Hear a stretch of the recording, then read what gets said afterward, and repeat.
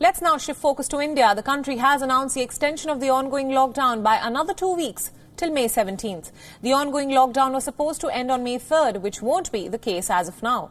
As we all know, India has been divided into 3 zones: red, orange and green.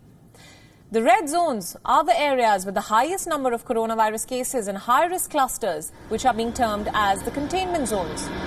These zones are the biggest challenge in the country's COVID-19 battle, and the government has imposed its maximum restrictions in these areas.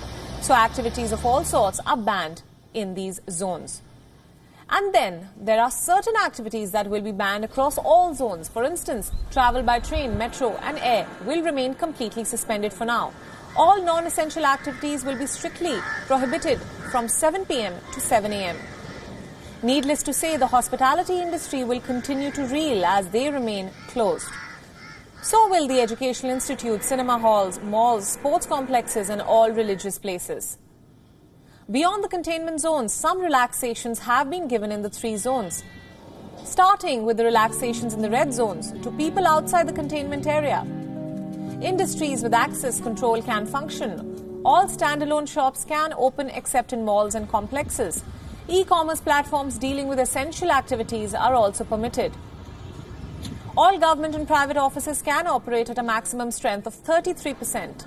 Hospitals with operation homes for the elderly and senior citizens and women are also allowed to be open. Now let us tell you about the orange zone. Taxi services like Ola and Uber are allowed within these areas with restrictions, of course. 4-wheelers can ply with only 3 passengers on board. And inter-district movement will be allowed, but only for permitted activities. And in the green zones, along with the activities that are allowed in orange zones, there will be some more activities that will be allowed. For instance, buses will ply at 50% of their strength and no separate pass will be needed for commuting in these zones.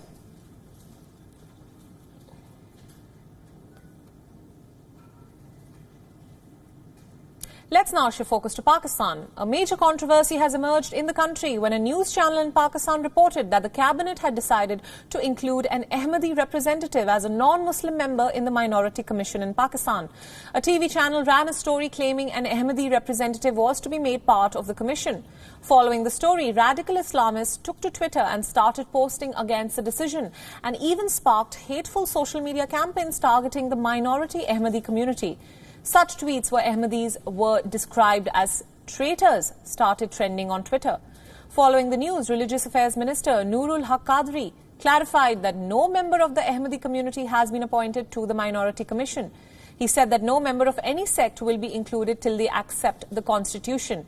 He said, and I quote, "Pakistan's constitution is supreme and the government won't allow any unlawful appointment to occur. We strongly believe in the finality of the prophethood and will never compromise on it."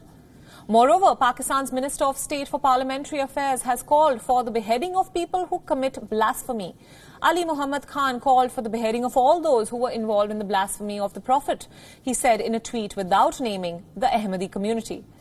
Earlier, the Federal Cabinet has approved in principle the inclusion of Ahmadis in the National Commission for Minorities on the direction of Prime Minister Imran Khan and directed the Ministry of Religious Affairs to reconstitute the National Commission for Minorities. The Cabinet had considered the summary titled Reconstitution of National Commission for Minorities dated April 15, 2020, which was submitted by the Religious Affairs Division and approved the constitution of the Commission in principle.